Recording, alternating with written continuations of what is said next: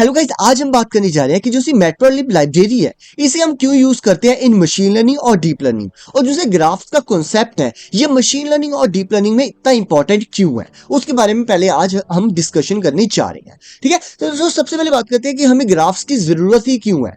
दोस्तों मान लो कि हमारे पास ना एक डाटा गिवन है, जैसे एग्जांपल के लिए मेरे पास ना यहाँ पर एक डाटा है। ठीक है, पहले इसे ना इंपोर्ट कर लेते हैं, उसके बाद बात करते हैं। ठीक है, जैसे कि यहाँ पर मेरे पास ना स्टॉक मार्केट का डाटा प्रेजेंट है। ठीक है, यहाँ पर क्या है, हमारे पास डेट कॉलम है, ओपन, हाई, लो, क्लोज, ये सारा हमारे पास डाटा गिवन है। ठीक है, अगर मैं कहूं इस डाटा को देखकर आप मुझे बताओ कि जो सा शेयर का प्राइस है वो इंक्रीज हो रहा है या फिर डिक्रीज हो रहा है, तो क्या आप इसे देखकर बता सकते हो? ठीक है, आप में से कुछ लोग कहेंगे कि हाँ हम बता सकते हैं। ठीक है, हमने सिंपली बस एक बार देख रहे हैं, हमें पता लग जाएगा। ठीक है, दोस्तों मैं अगर बात करूं कि पिछले 100 सालों का या फिर मैं कह दूं पिछले 25 सालों का आपने डाटा देखना है और उसके बाद मुझे बताना है कि जो सा शेयर प्राइस है वो इंक्रीज हो रहा है या फिर डिक्रीज हो रहा है, तो क्या आप मुझे बताओ कि ये प्रैक्टिकली पॉसिबल है? नहीं पॉसिबल ना। तो इसीलिए हम क्या यूज करते हैं, हम यूज करते हैं यहाँ पर मैटप्लॉटलिब लाइब्रेरी या फिर मैं कह दूं ग्राफ्स के कॉन्सेप्ट को यहाँ पर हम यूज करते हैं, ताकि हमारे पास एक ना ग्राफिकल रिप्रेजेंटेशन आ जाए जो हमारी जो से ये पूरा एक लेंथी प्रोसेस है इसे मिनिमाइज कर सके। ठीक है, इसकी हेल्प से हम क्या कर सकते हैं, इसकी हेल्प से हम ना जो इंपॉर्टेंट पैरामीटर्स है उनको सिलेक्ट कर सकते हैं और इसी के साथ साथ और भी जो इंपॉर्टेंट थिंग्स होती हैं उसे काफी कम टाइम में फाइंड आउट कर सकते हैं। यहाँ पर मैंने आपको स्टॉक मार्केट की एग्जांपल इसलिए दिया है क्योंकि अगर मैंने जैसे यहाँ पर सर्च करता हूँ निफ्टी 50, ठीक है, और उसके मैं रन कर देता हूं, तो आप यहाँ पर देख सकते हो, यहाँ पर आपको जो सा ये जिगजैग पैटर्न दिख रहा है ना, ये जिगजैग पैटर्न क्या इंडिकेट करता है, ये इंडिकेट करता है कि किस दिन को कौन सा प्राइस था, मतलब कि इस स्टॉक का क्या प्राइस था किस दिन को, इस चीज को वो रिप्रेजेंट कर रहा है। और इसके हेल्प से मैं बता सकता हूं कि जो सा जैसे एग्जांपल के लिए यहाँ पर लिखा है कि 1 सितंबर के बाद जो प्राइस है वो इंक्रीज होना स्टार्ट हो गया था। ठीक है, बट अगर मेरे पास ऐसी CSV फाइल होती तो क्या मैं इस चीज को आइडेंटिफाई कर पाता? नहीं कर पाता ना, क्योंकि वहां पर हमारे पास बहुत सारा डाटा होता, तो उसमें से आइडेंटिफाई करना कि कब इंक्रीजिंग ऑर्डर में था हमारा चार्ट और कब डिक्रीजिंग ऑर्डर में था बहुत ज्यादा मुश्किल हो जाना था। ठीक है, तो इसलिए हम यहाँ पर क्या यूज कर रहे हैं, हम यहाँ पर यूज कर रहे हैं ग्राफ्स के कॉन्सेप्ट को। ठीक है, इस वीडियो में मैं आपको बताऊंगा कि जो सा मैटप्लॉटलिब लाइब्रेरी है ये कैसे वर्क करती है। अगली वीडियोस में मैं आपको सीबॉर्न और पाइप्लॉट के बारे में भी बताऊंगा। ठीक है, तो दोस्तों अब बिना टाइम वेस्ट के स्टार्ट करते हैं, बातें बहुत हो चुकी हैं। ठीक है, अब देखते हैं कि सबसे पहले कि जैसे कि यहाँ पर एक ना ग्राफ बना हुआ है जिगजैग फॉर्म में, इसे हम कैसे बना सकते हैं इन द मैटप्लॉटलिब लाइब्रेरी। ठीक है, तो उसके लिए आपने सिंपली क्या करना है, यहाँ पर लिख देना plt.plot। पहले बता देते हैं plt क्या है। एक्चुअली जो सा plt है वो क्या, हमारी मैटप्लॉटलिब लाइब्रेरी, जो सी ये मैटप्लॉटलिब लाइब्रेरी है ना, इसे ही हमने यहाँ पर कॉल किया है। और उसके बाद यहाँ पर लिखा मैंने प्लॉट और उसके बाद ब्रैकेट में मैंने यहाँ पर डाल दिया df और ब्रैकेट में मैंने जो भी कॉलम को मैं सिलेक्ट करना चाहता हूँ उसे मैंने यहाँ पर डाल दिया। ठीक है, अभी के लिए मैं ऐसा करता हूँ, इन सभी चीजों को ना हटा देते हैं ताकि आपको ना बाद में जब मैं रन करके दिखाऊंगा तब आपको ज्यादा अच्छे से क्लियर हो जाएगा। ठीक है, पहले मैं ऐसे करता हूँ, इसे ना रन कर देते हैं। ठीक है दोस्तों, आप यहाँ पर देख सकते हो, यहाँ हमारे पास पूरा डाटा आ चुका है और आप देख सकते हो जैसा हमारे पास जिगजैग फॉर्मेट यहाँ पर आ रही थी वैसी जिगजैग फॉर्मेट हमारे पास ये इस चार्ट में भी आ चुकी है। ठीक है, अब बात करते हैं कि इसमें जो बाकी पैरामीटर लिखे हुए हैं उसका क्या मतलब है। plt.x लेबल, x लेबल का क्या मतलब है कि जो x एक्सिस है वो किस चीज को डिनोट कर रही है, तो मैंने यहाँ पर लिख दिया डेज। ठीक है, आगे y एक्सिस किसको डिनोट कर रही है, y एक्सिस डिनोट कर रही है टू द स्टॉक प्राइस, तो मैंने यहाँ पर लिख दिया स्टॉक प्राइस। ठीक है, अब आगे लिखा हुआ है plt.title, मतलब कि जो सा टाइटल कॉलम है वो किस चीज को रिप्रेजेंट कर रहा है, वो कर रहा है निफ्टी 50 चार्ट को, तो मैंने यहाँ पर क्या लिख दिया, निफ्टी 50 चार्ट। ठीक है, और यहाँ पर आपको ना लेजेंड भी दिख रहा होगा, पहले ऐसे करते हैं लेजेंड को हटा देते हैं, मैं बाद में आपको बताऊंगा कि लेजेंड का क्या रोल होता है। ठीक है, अभी के लिए हमारे पास बस ये सिंपल चार्ट है, मैंने आपको बता दिया कि कैसे आप जो से ये जिगजैग फॉर्मेट थी इसे कैसे रिप्रेजेंट कर सकते हो with the help of matplotlib library. ये बिल्कुल सिंपल है, आपने क्या करना है, सिंपली plt.plot लिखकर ब्रैकेट के अंदर जो भी कॉलम का नेम होगा वो आपने यहाँ पर डाल देना है। इन सभी चीजों के बारे में मैंने आपको पांडास वाली सीरीज में बताया था, अगर आपने नहीं देखा तो आप जाकर चेकआउट कर सकते हो। ठीक है, अब बात होगी सिंपली कि कैसे हम चार्ट को रिप्रेजेंट कर सकते हैं। ठीक है, अब दोस्तों मान लो कि ना मैंने क्या करना है, जो से ये ग्राफ है ना इसे थोड़ा सा ना कलरफुल करना है। ठीक है, या फिर मैंने इसके जो से कलर्स है मुझे अच्छे नहीं लग रहे तो मैं इसे चेंज करना चाहता हूँ, तो उसे कैसे करेंगे उसके बारे में पहले बात करते हैं। तो दोस्तों सबसे पहले आपने क्या करना है, यहाँ पे ना आगे जहाँ पे लिखा है ना प्लॉट, इसके आगे जाकर आपने शिफ्ट प्लस टैब दबाना है। ठीक है, जैसे ही आपने शिफ्ट प्लस टैब दबाओगे तो आपके पास ना कुछ ऐसी विंडो आ जाएगी। आपने क्या करना है, इसे ना स्क्रॉल डाउन करना है। जैसे ही आप ना स्क्रॉल डाउन करते जाओगे तो आपको ना यहाँ पर कुछ ना एग्जांपल्स देखने को मिलेंगी, जैसे कि मैं आपको दिखा देता हूँ। ठीक है, जैसे कि हमने थोड़ा सा यहाँ पर स्क्रॉल डाउन किया और यहाँ पे मेरे पास ना एक एग्जांपल है, इसे कॉपी कर लेते हैं ताकि आपको इजीली पता लग जाए। ठीक है, तो मैंने क्या किया, यहाँ पर सिंपली इसे कॉपी किया और उसके बाद मैंने यहाँ पे कॉमा डालकर इसे पेस्ट कर दिया। ठीक है, इसे थोड़ा सा अलाइन कर लेते हैं ताकि हमारे पास कोई भी एरर ना आए। ठीक है, तो मैंने क्या किया, इसे प्रॉपर तरीके से अलाइन कर दिया। अब दोस्तों आप यहाँ पर देख सकते हो, यहाँ पर हमने क्या लिखा हुआ है, पहले जो सा कॉलम है उसमें तो बस यही लिख दिया हमने कि जो सा डीएफ है और उसका क्लोज प्राइस हम यहाँ पर डिटेक्ट कर रहे हैं। ठीक है, और आगे मैंने डाल दिया ग्रीन, पहले से करते हैं रन ही कर देते हैं। ठीक है, मैंने रन किया और दोस्तों आप यहाँ पे देख सकते हो जो सा इसका कलर है वो क्या हो चुका है, ग्रीन हो चुका है। ठीक है, और यहाँ पर आपको ना मार्कर साइज भी दिख रहा होगा, पहले मैं इसे ना कम कर देता हूँ ताकि आपको इजीली देखने में इजी हो। ठीक है, तो यहाँ पर अगला जो सा पैरामीटर है वो क्या है, मार्कर। मार्कर डिफाइन करता है कि जैसे एग्जांपल के लिए डे 1 को प्राइस था 18,000। ठीक है, जैसे यहाँ पर है डे 1 को जो सा प्राइस था वो था 18,000। तो हम क्या कर रहे हैं, उस पॉइंट को रिप्रेजेंट करने के लिए हम यूज कर रहे हैं मार्कर को। ठीक है, मार्कर ने हमें बताया कि यहाँ पर क्या है, ओ क्या किस चीज को रिप्रेजेंट कर रहा है, सर्कल को। ठीक है, तो इसने क्या किया, यहाँ पर हमारे पास ग्रीन कलर के सर्कल्स यहाँ पर हमारे पास रिप्रेजेंट कर दिए। ठीक है, अब यहाँ पर जो आपको लाइंस दिख रही है ना, जो आपस में डॉट्स को कनेक्ट कर रही हैं, उसे हमने डिफाइन किया with the help of line style की हेल्प से। यहाँ पर हमने लिखा है डैश्ड। ठीक है, डैश से क्या हुआ, हमारे पास डैश फॉर्मेट में या फिर मैं कह दूं डॉटेड फॉर्मेट में हमारे पास यहाँ पर लाइंस आ चुकी है। इस तरह हम क्या कर सकते हैं, जो ये वाली लाइंस थी जो आपको यहाँ पर दिख रही है डॉट डॉट वाली, ठीक है, इसकी जो सी विड्थ है इसे भी आप एडजस्ट कर सकते हो with the help of this parameter. ठीक है, आगे आपको यहाँ पर दिख रहा होगा जो सा मार्कर साइज है। मार्कर साइज क्या करेगा, जो ये सर्कल्स थे इनका साइज क्या होगा उसे डिफाइन करने के लिए हम क्या करते हैं, यहाँ पर यूज करते हैं मार्कर साइज को। ठीक है, मुझे उम्मीद है आपको इतना क्लियर हो गया होगा कि ये सब कुछ क्या है। ये बिल्कुल सिंपल है और मैंने आपको बिल्कुल स्ट्रेट फॉरवर्ड बता दिया कि ये चीजें कैसे वर्क करती है। मैं आपको बिल्कुल भी टाइम वेस्ट नहीं करना चाहता, मुझे पता है कि आपका टाइम बहुत ज्यादा इंपॉर्टेंट है, तो मैं आपको जितना सिंपल हो सके उतने सिंपल वे में आपको बता रहा हूँ। ठीक है, और ना जैसे कि मैंने आपको बताया कि आप ना अगर यहाँ पर क्लिक करके शिफ्ट टैब दबाओगे तो आपको अपने आप पता लग जाएगा। यहाँ पर ना बहुत सारी एग्जांपल्स दी हुई है जिसके हेल्प से आप ना फाइंड आउट कर सकते हो कि कैसे आप ऐसे अगर आपने कलर चेंज करना है वो कैसे करेंगे, वो सारा कुछ आपको यहाँ पर ही मिल जाएगा। आपको ना किस तरह का कोई भी ट्यूटोरियल देखने की जरूरत नहीं है, सब कुछ आपको वही मिल जाएगा। ठीक है, अब एक और चीज है जो काफी इंपॉर्टेंट है, उसके बारे में पहले बात कर लेते हैं। ठीक है, तो आपको ना जैसे याद होगा कि यहाँ पर ना मैंने लेजेंड लिखा था। ठीक है, जैसे मैं इससे ना कंट्रोल Z कर लेता हूँ ताकि आपको मैं इजीली दिखा सकूं। ठीक है, जैसे कि दोस्तों आप यहाँ पर देख सकते हो, यहाँ पर मैंने क्या किया, सिंपली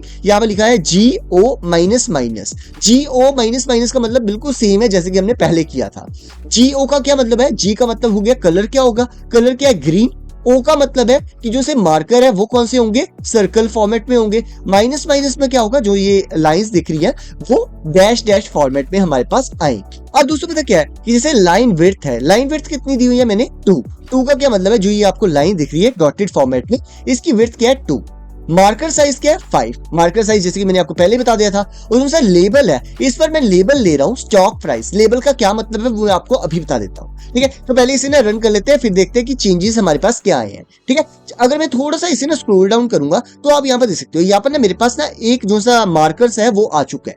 ठीक है, ये मार्कर हमें क्या बता रहा है, या फिर मैं कह दूं लेजेंड है, वो हमें क्या बता रहा है कि जो आपको सामने ये लाइंस आ रही हैं, डॉटेड लाइंस है, ये किस चीज को रिप्रेजेंट कर रही है, ये रिप्रेजेंट कर रही है टू द स्टॉक प्राइस। ठीक है, उसके लिए हमने क्या किया, यहाँ पर सिंपली लिख दिया था label is equal to stock price, और उसके बाद मैंने क्या किया, plt.legend की हेल्प से इसे यहाँ पर रिप्रेजेंट कर दिया। ठीक है, और अगर आप ना चाहो तो जो इसकी लोकेशन है इसे भी चेंज कर सकते हो। जैसे एग्जांपल के लिए अगर मैं ना इसकी लोकेशन को 2 कर देता हूं तो आप यहाँ पर देख सकते हो जो इसकी लोकेशन है वो यहाँ पर आ चुकी है। ठीक है, और इस तरह अगर मैं लोकेशन को 1 कर देता हूं तो वो यहाँ पर आ चुकी है। मतलब कि अगर आप 1 लिखोगे तो वहां यहाँ पर आएगी, सेकंड पर यहाँ, थर्ड पर इधर और फोर्थ पर यहाँ पर पोजीशन आ जाएगी। ठीक है, इस तरह आप क्या कर सकते हो, जो लेजेंड की पोजीशन है उसे भी एडजस्ट करके देख सकते हो। ठीक है, अब गाइस ये तो बात होगी कि कैसे आप एक पर्टिकुलर ग्राफ को कैसे रिप्रेजेंट कर सकते हो। ठीक है, बट दोस्तों अगर मान लो कि ना हमने यहाँ पर मल्टीपल ग्राफ्स को एक ही जगह पर रिप्रेजेंट करना हो तो वो कैसे करेंगे। ठीक है, तो पहले हम क्या करते हैं, सिंपली जो ये वाला पार्ट था ना इसे कॉपी कर लेते हैं। ठीक है, मैंने क्या किया, यहाँ पर सिंपली कॉपी करके यहाँ पर इसे पेस्ट कर दिया, और यहाँ पर ना इस बार मैं ना क्लोज की जगह यहाँ पर लो प्राइस ले लेता हूँ। जैसे आप यहाँ पर देख सकते हो, यहाँ पर था ना हाई लो क्लोज। ठीक है, तो मैंने क्या किया, यहाँ पर लिख दिया लो। ठीक है, और मैंने जैसे ही शिफ्ट प्लस एंटर की हेल्प से रन करूंगा तो आप यहाँ पर देख सकते हो, यहाँ पर जो आपको ब्लू लाइन दिख रही है वो किस चीज को रिप्रेजेंट कर रही है, वो रिप्रेजेंट कर दिया लो वैल्यूज को। ठीक है, जैसे अगर मैं ना यहाँ पर लेबल डाल दूं, एक लेबल डाल देते हैं ताकि आपको ज्यादा अच्छे से क्लियर हो जाए। तो मैंने क्या किया, यहाँ पर सिंपली यहाँ पर कॉमा डाल के यहाँ पर लेबल डाल दिया, और मैंने यहाँ पर डाल दिया कि ये किस चीज को रिप्रेजेंट कर रहा है, ये रिप्रेजेंट कर रहा है लो वैल्यूज को। ठीक है, लो या फिर कह दो लो, जो मतलब कि उस दिन का जो सबसे लो पॉइंट था उसे रिप्रेजेंट कर रहा है। तो आप यहाँ पर देख सकते हो जो लेजेंड है वो हमें बता रहा है जो ये ब्लू लाइन है वो रिप्रेजेंट कर रही है टू द लो वैल्यूज को, ठीक है, और जो सी ग्रीन लाइन है वो रिप्रेजेंट कर रही है करंट प्राइस या फिर मैं कह दूं closing price of the stock. ठीक है दोस्तों, मुझे उम्मीद है आपको इन सभी चीजों के बारे में क्लैरिटी आ गई होगी। अब गाइस आप ना यहाँ पर एक चीज ना नोटिस कर रहे होंगे कि जहां पर ना ये डेज लिखा हुआ है यहाँ पर ना 0 से लेकर 250 तक वैल्यूज है। ठीक है, यहाँ पर हम चाहते थे कि यहाँ पर डेट्स आए, जैसे कि एग्जांपल के लिए यहाँ पर जैसे यहाँ पर नीचे डेट्स आ रहे हैं ना, यहाँ पर 0 से लेकर 250 तो लिखा नहीं हुआ। ठीक है, तो मैं भी चाहता हूं कि यहाँ पर ना 0 से लेकर 250 की जगह ना डेज आए। ठीक है, जैसे कि यहाँ पर हमारे पास डेज वाला कॉलम था, ठीक है, ये वाला डेट वाला कॉलम था, सॉरी, ठीक है, डेट वाला जो सा ये कॉलम था, मैं चाहता हूं कि ये वाला कॉलम नीचे आए, ना कि यहाँ पर डेज वाला कॉलम आए। तो हम क्या कर सकते हैं, वैसे तो जो सा मैट्प्लोलिब है इसके अंदर ना ये पॉसिबल नहीं है, क्योंकि मैट्प्लोलिब ना जो स्ट्रिंग वैल्यूज होती हैं उसे ना मतलब कि अलाउड नहीं करता। तो आपको सबसे पहले क्या करना पड़ेगा, जो सा ये वाला कॉलम है इसे कन्वर्ट करके या तो इंटीजर फॉर्मेट में कन्वर्ट करना पड़ेगा या फिर आप इसे फ्लोट वैल्यूज में कन्वर्ट कर सकते हो। ठीक है, या फिर आप क्या कर सकते हो, एक ना सिंपल मेथड है, आप सिंपली क्या करो, इसे ना यूज करके आप यूज करना, जैसे एग्जांपल के लिए मेरे पास ना ये कॉलम था डीएफ और उसके बाद क्लोज, मतलब कि मैंने क्या किया, जो सा क्लोज वाला कॉलम था उसे मैंने वाई में जाकर स्टोर करवा दिया और उसके बाद वाई डॉट प्लॉट की हेल्प से मैंने उसे प्लॉट करवाना है। ठीक है, तो यहाँ पे मैंने उसका टाइटल डाल दिया, एक्स लेवल वाई लेवल डाल दिया, ठीक है, उसका लेजेंड को मैंने ट्रू कर दिया और फॉन्ट साइज और जो सा फिगर साइज है और ग्रेड है उसे मैंने रिप्रेजेंट करके जैसे ही मैं रन पर क्लिक करूंगा तो मेरे पास पूरा का पूरा डाटा यहाँ पर आ जाएगा। ठीक है, तो जो आप यहाँ पर देख सकते हो यहाँ पर अभी भी 0 से लेकर 250 तक वैल्यूज गिवन है, बट अगर मैं यहाँ पर जो सा इंडेक्स वैल्यू है इसे डेट कर देता हूं तो आप यहाँ पर देख सकते हो जो सा हमारा इंडेक्स वैल्यू है वो 0 से लेकर 250 की जगह अब डेट बन चुकी है। तो अगर मैं यहाँ पर इसे रन करूंगा तो आप देख सकते हो यहाँ पर मेरे पास पूरा का पूरा डाटा आ चुका है। ठीक है, और यहाँ पर अगर मैं नीचे दिखाऊं तो यहाँ पर हमारे पास डेट आ रही है, ना कि 0 से लेकर 250 तक वैल्यूज आ रही है। और गाइस जो से ये जो मैंने आपको अभी भी बताया ना, जो ये वाला df.plot वाला, ये ना पांडास का ही इनबिल्ट फंक्शन है। ठीक है, आप क्या कर सकते हो, अगर आप ना मैट्प्लोलिब लाइब्रेरी नहीं यूज करना चाहते तो आप क्या कर सकते हो, सिंपली यहाँ पे लिख सकते हो df.plot और उसके बाद आप यहाँ पर ब्रैकेट्स डाल सकते हो। ठीक है, ये क्या करेगा, ऑटोमेटिकली अपने आप ही जो से ये वाला ग्राफ है उसे क्रिएट करके आपके सामने रिप्रेजेंट कर देगा। ठीक है, आपको ना जरूरी नहीं है कि आपने मैट्प्लोलिब लाइब्रेरी यूज करनी ही करनी है, आप चाहो तो सिंपली यहाँ पर df.plot की हेल्प से भी इसे प्लॉट कर सकते हो। ठीक है, और यहाँ पे जो सा आपको दिख रहा होगा फिगर साइज लिखा हुआ है, ये हम बता रहे हैं कि जो इसकी विड्थ होगी वो क्या होगी और जो इसकी हाइट है वो क्या हो सकती है हमारी इमेज की, जो ये आपको इमेज दिख रही है। ठीक है दोस्तों, मुझे उम्मीद आपको इसके बारे में क्लियर हो गया होगा।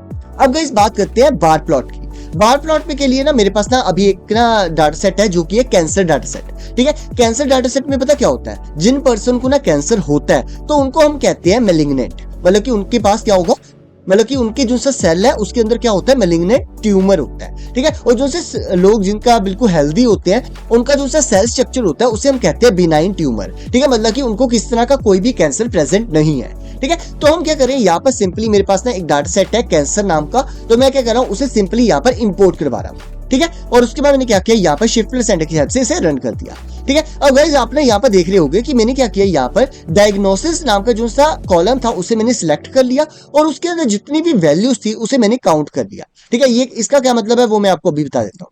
ठीक है, जैसे कि मैंने आपको बताया कि जो सा हमारा डाटा सेट है उसके अंदर दो वैल्यूज है, या तो मैलिग्नेंट है, दूसरी है बिनाइन। तो मैंने क्या किया, वैल्यू अंडरस्कोर काउंट्स की हेल्प से इन दोनों की वैल्यूज को काउंट कर लिया कि मैलिग्नेंट कितने हैं और बिनाइन लोग कितने हैं। ठीक है, अब हम क्या करेंगे, सिंपली यहाँ पर नीचे आएंगे और जो की है, मतलब कि हम ना इस बार की और वैल्यूज के पेयर में इसके अंदर वैल्यूज को पास करते हैं। तो मैंने क्या किया, यहाँ पर सिंपली एक ना लिस्ट क्रिएट की और उसके अंदर जितनी भी ये कीज है, मतलब कि डीएफ के अंदर जो भी कीज है बी और एम, इसे मैंने क्या किया, स्टोर करवा दिया कीज नाम के वेरिएबल के अंदर। और इसी तरह जो इसकी वैल्यूज है उसे स्टोर करवाने के लिए मैंने सिंपली लिख दिया df.values और उसकी लिस्ट बनाकर मैंने स्टोर करवा दिया इन द वैल्यूज वेरिएबल। और आगे मैंने क्या किया, यहाँ पर लिखा plt.bar और उसके अंदर जो ये कीज की वैल्यू थी और जो सा वैल्यूज है उसे मैंने यहाँ पर स्टोर करवा दिया। और जो उनके कलर्स हैं उनको रिप्रेजेंट करने के लिए मैंने क्या किया, यहाँ पर एक लिस्ट पास की जिसके अंदर मैंने लिख दिया G और R। G का मतलब है ग्रीन और R का मतलब है रेड। ठीक है, और बाद में मैंने उसकी विड्थ बता दी और अल्फा बता दिया। अल्फा क्या होता है मैं आपको भी बता देता हूँ। ठीक है, और बाद में हमने क्या किया, plt.show की हेल्प से जो सा ग्राफ है उसे शो करवा दिया। ठीक है, अब दोस्तों आप यहाँ पर देख सकते हो, यहाँ पर जो सा मैलिग्नेंट है और जो सा बिनाइन है उन दोनों का हमारे पास डाटा सेट आ चुका है, या फिर मैं कह दूं उनकी रिप्रेजेंटेशन यहाँ पर हमारे पास आ चुकी है। ठीक है, अब दोस्तों बात करते हैं कि जो से ये अल्फा है इसका क्या रोल है। एक्चुअली पता क्या होता है, अगर आपने ना ग्राफ को ट्रांसपेरेंट शो करना हो, मतलब कि आपने किसी एक कलर को ट्रांसपेरेंट शो करना हो, तो उसके लिए हम क्या यूज करते हैं, अल्फा को यूज करते हैं। इसकी वैल्यू 0 से लेकर 1 तक वेरी कर सकती है। ठीक है, मतलब कि अगर आप ना वैल्यू को जितना इंक्रीज करता जाओगे उतने ज्यादा जो कलर होगा वो उतना ज्यादा डार्क होता जाएगा, और जितनी वैल्यू कम होगी उतने जो सा आपका जो सा कलर होगा वो ज्यादा ट्रांसपेरेंट होगा। ठीक है, बाकी आप ना इसके ऊपर खुद वर्क करके देख सकते हो, आपको ज्यादा अच्छे से क्लियर हो जाएगा। ठीक है, मुझे उम्मीद है आपको पता लग गया होगा कि जो सा बार प्लॉट है उसे हम कैसे प्लॉट कर सकते हैं। ठीक है, ये तो मैंने आपको बता दिया कि कैसे आप मैटप्लॉटलिब लाइब्रेरी की हेल्प से इन सभी चीजों को कर सकते हो। अब मैं आपको बताता हूँ कि पांडास की हेल्प से अगर आपने करना हो तो आप कैसे करोगे। तो उसके लिए आपने क्या करना है, सिंपल मेथड है, आपने लिखना है यहाँ पर df.plot और उसके अंदर काइंड के अंदर आपने लिख देना है बार, क्योंकि यहाँ पर हम ना बार प्लॉट कर रहे हैं। तो मैंने यहाँ पर लिख दिया सिंपली बार, और उसके अंदर जो कलर से वो डिफाइन कर दिया और शिफ्ट प्लस एंटर की हेल्प से रन कर दिया। ठीक है, ये भी बिल्कुल सेम चीज ही हमें शो करेगा, मेलिग्नेंट कितने हैं और बिनाइन कितने हैं। आपको जो सिंपल मेथड लिखता है वो आप उसे यूज कर सकते हो, इसमें किसी तरह की कोई भी प्रॉब्लम नहीं है। ठीक है, अब आगे बात करते हैं। और दोस्तों बात करते हैं कि जैसे एग्जांपल के लिए मेरे पास ना जो ये बार चार्ट था, अगर मैंने ना इसे हॉरिजॉन्टली शो करना हो तो वो कैसे करेंगे। तो उसके लिए आपने सिंपली क्या करना है, यहाँ पर ना काइंड में बार, पहले हम बार यूज करते थे, आपने यहाँ पर लिख देना बार एच। जैसे ही आप ना बार एच लिखकर रन करोगे तो आपके पास कुछ ऐसा ग्राफ आ जाएगा। मतलब कि इस बार हम क्या कर रहे हैं, यहाँ पर हॉरिजॉन्टल वे में हमारा जो सा डाटा है उसे रिप्रेजेंट कर रही है। ठीक है, आपकी मर्जी, आप जैसे मर्जी रिप्रेजेंट कर सकते हो। मैंने बस आपको एक बार बता दिया कि आप ऐसे भी डाटा को रिप्रेजेंट कर सकते हो। आप चाहो तो इसके ऊपर ना जो सा लेजेंड है और या फिर कलर्स हैं उन सबको इंप्लीमेंट करके देख सकते हो कि उससे क्या चेंजेस आते हैं। ठीक है, वो आपके ऊपर मैंने छोड़ दिया कि आप इन सभी चीजों को खुद एक्सपेरिमेंट करके देख।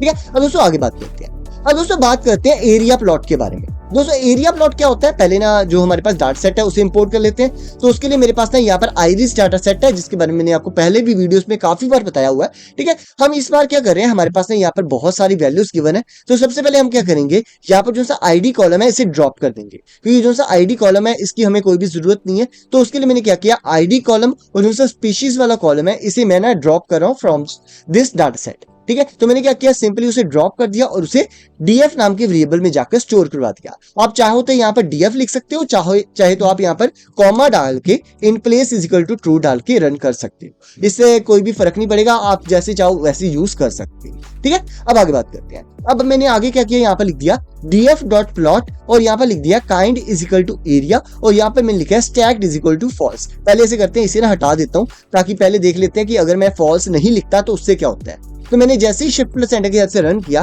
तो दोस्तों आप यहाँ पर देख सकते हो। अब गाइस बात करते हैं कि ये किस चीज को रिप्रेजेंट कर रहा है। गाइस एक्चुअली पता क्या है कि ये हमें बताता है कि जैसे एग्जांपल के लिए यहाँ पर ब्लू जो सा कलर है ये क्या है, सेपल लेंथ।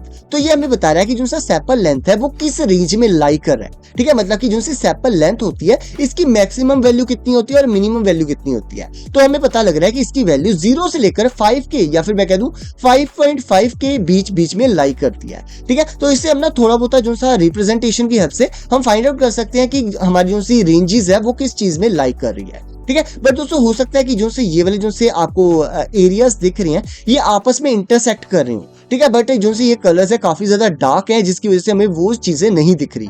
तो उसके लिए हम क्या करते हैं, सिंपली यहाँ पर लिख देते हैं stacked is equal to false. जैसे मैं आपको ना करके दिखा देता हूँ। तो मैंने क्या किया, सिंपली यहाँ पर लिख दिया stacked is equal to false, और जैसे ही मैंने शिफ्ट प्लस एंटर की हेल्प से रन करूंगा तो सॉरी मैंने ना यहाँ पर ये डाल दिया, पहले ऐसे करते हैं, इसे कमेंट आउट कर देते हैं। और जैसे मैंने रन किया तो आप यहाँ पर देख सकते हो, यहाँ पर क्या है हमारा जो से ये आपको जो शेडेड पार्ट दिख रहा है ये ट्रांसपेरेंट हो चुका है। इसकी हेल्प से हम क्या कर रहे हैं, यहाँ पर हमें पता लग रहा है एक्चुअल डाटा। जी पहले क्या था, पहले ना जो चीजें एक दूसरे को कवर कर रही थी उनको हम ना देख नहीं पा रहे थे, मतलब कि हमारे पास जो सी रिप्रेजेंटेशन थी वो प्रॉपर नहीं थी।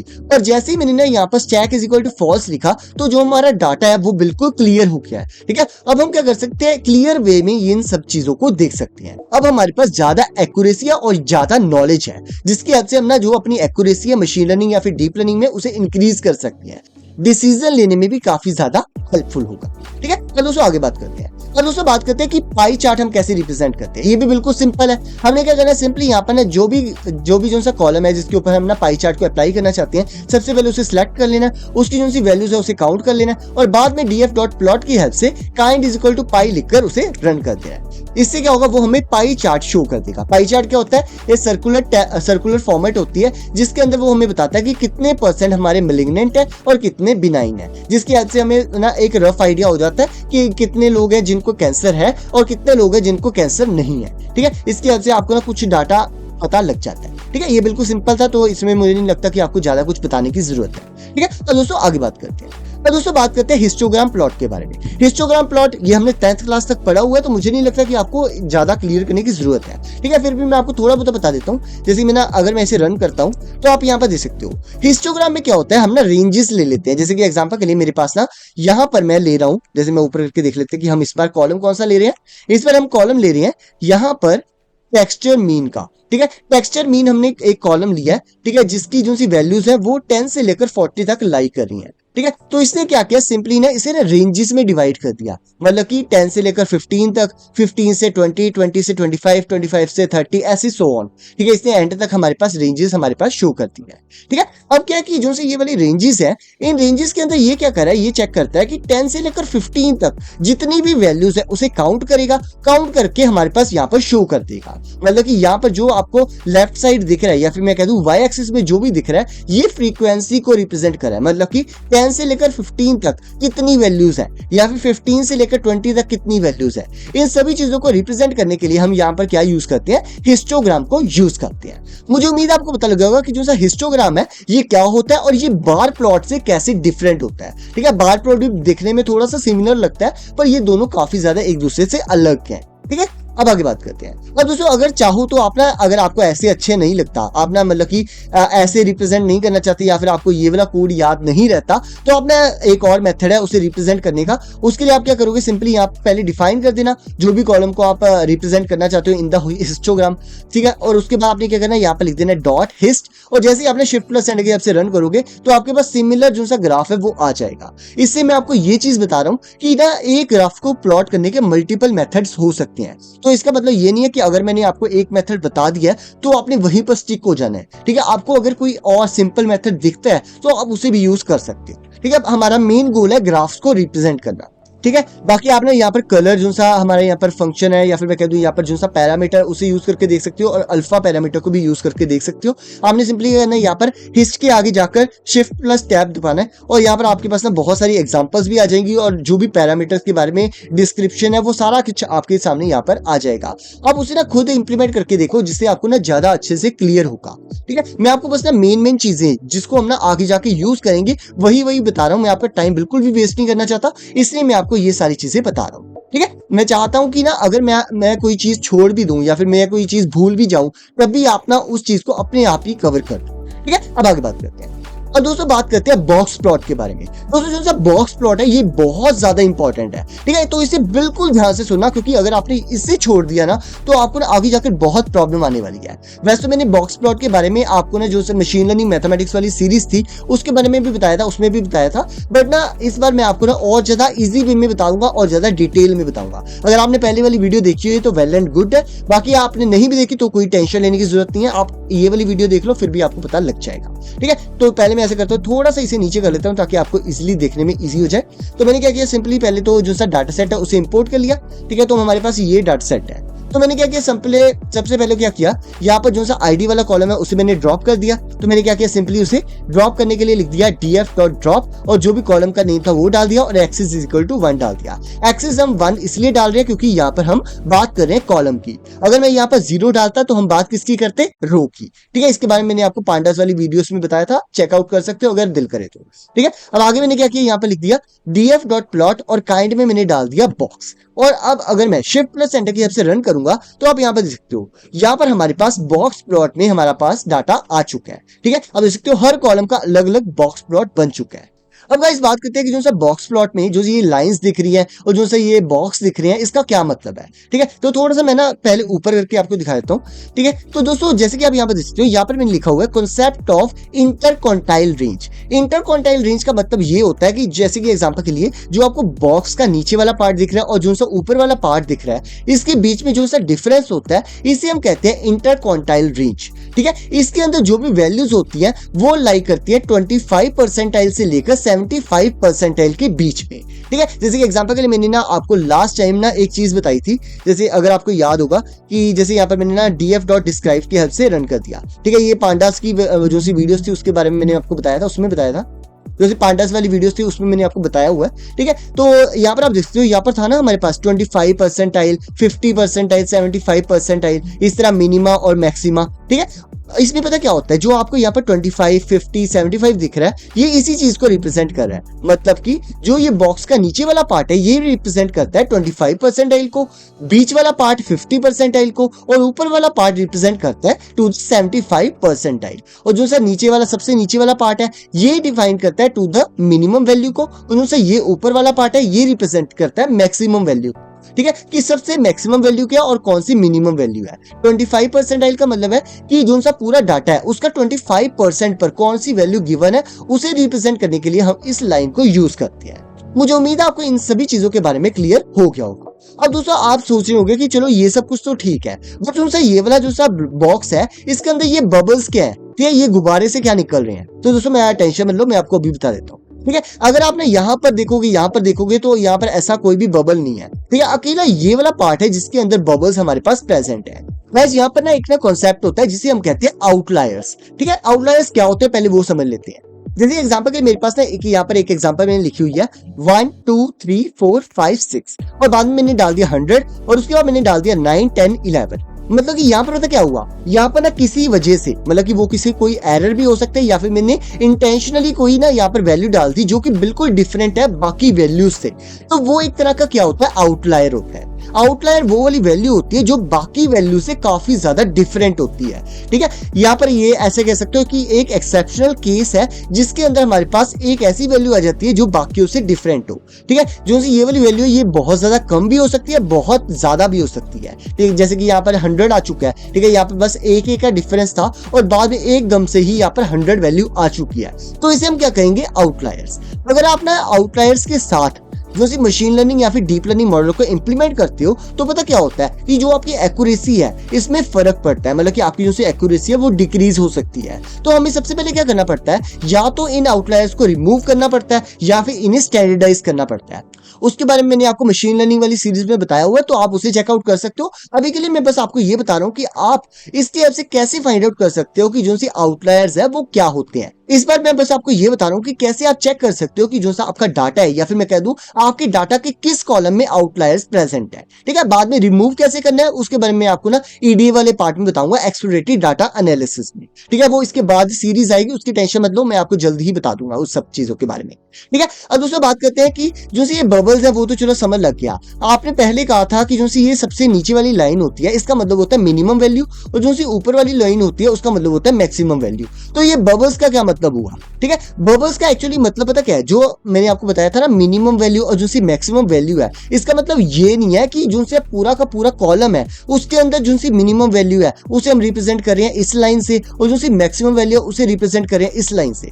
इसका मतलब ये है कि जो ये आपको सिंपल रेंज दिख रही है उसकी मिनिमम और मैक्सिमम वैल्यू क्या है उसे रिप्रेजेंट करने के लिए हम इस लाइंस को यूज करते हैं। और जो आपको ये बबल्स दिख रहे हैं ये रिप्रेजेंट कर रहे हैं कि जो सी जैसे कि यहाँ पर 100 आ चुका है। ठीक है, अगर मैं ना इस जो से ये वाला डाटा है इसे बॉक्स प्लॉट में शो करता तो ये जो सा बबल है ये ऊपर की साइड आता, क्योंकि हमारे पास जो ऊपर वाली साइड हमारे पास एक आउटलायर आ चुका है। ठीक है, और इसकी मिनिमम वैल्यू में 1 आ जाता और मैक्सिमम वैल्यू में 11 आ जाता है यहाँ पर।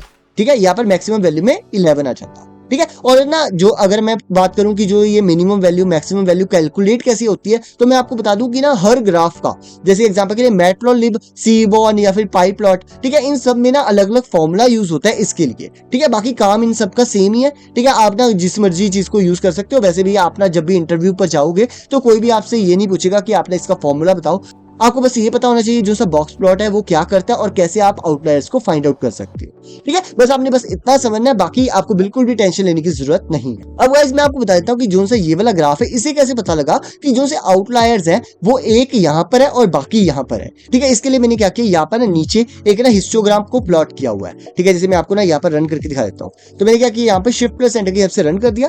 और दोस्तों अगर मैंने यहाँ पर आपको ये वाला हिस्टोग्राम दिखाऊं तो आप यहाँ पर देख सकते हो। दोस्तों ये वाला ग्राफ है, इसके स्टार्टिंग पॉइंट और एंडिंग पॉइंट को आप चेक करो। स्टार्टिंग पॉइंट में कुछ ऐसी वैल्यूज है जो काफी ज्यादा कम है, बट जो सी मिड वैल्यूज है वो अप्रोक्सीमेटली एक दूसरे के नजदीक ही हैं। बट एंड में अगर मैं जाऊं तो काफी ज्यादा डिफरेंस आ जाता है, मतलब कि उनकी जो सी फ्रीक्वेंसी है उसमें काफी ज्यादा डिफरेंस आ जाता है, जिस वजह से हम क्या करते हैं, जो से ये वाला पार्ट है और जो से ये वाला पार्ट है इसी एज आउटलायर कंसीडर कर लेते हैं। मतलब कि जो सा हमारा बॉक्स प्लॉट है वो क्या करता है, एक ना इमेजिनरी बाउंड्री क्रिएट कर लेता है यहां से लेकर यहां तक की। ठीक है, जिससे क्या होगा, जो यहां पर होंगे उनको भी वो आउटलायर कंसीडर कर लेगा और जो इसके आगे होंगे उसे भी वो एज ए आउटलायर कंसीडर कर लेगा। ठीक है, आप चाहो तो जो इसकी वैल्यूज है उसे काउंट करके भी देख सकते हो, जैसे कि मैंने यहाँ पर एक बार काउंट करके आपको दिखाया हुआ है कि अगर आपने चेक करना चाहते हो जो उनसे सैंपल विड्थ है वो जिसकी भी वैल्यू 3 से कम है उसे आप अगर चेक करना चाहते हो तो आप ऐसे चेक कर सकते हो। इससे हमें पता लग रहा है कि 3 से कम वैल्यूज कितनी है, 57। और अगर मैं यहाँ पर बात करूं 2 से कम कितनी है तो आप यहाँ पर देख सकते हो 2 से कम बिल्कुल 0 वैल्यू है। ठीक है, और अगर मैं बात करूं यहाँ पर 2.5 से कम कितनी है, ठीक है 2.5 से हमारे पास ओनली 11 वैल्यूज है, मतलब कि ये एक तरह का आउटलायर ही हुआ। ठीक है, तो क्योंकि हमारे पास टोटल वैल्यूज कितनी थी 150 और 11 वैल्यूज क्या है जो कि 2.5 से कम है। अगर मैं ना यहां से इसे हटा भी दूं फिर भी इतना ज्यादा फर्क नहीं पड़ता, हमारी जो सी एक्यूरेसी है वो फिर भी ज्यादा अच्छी आएगी।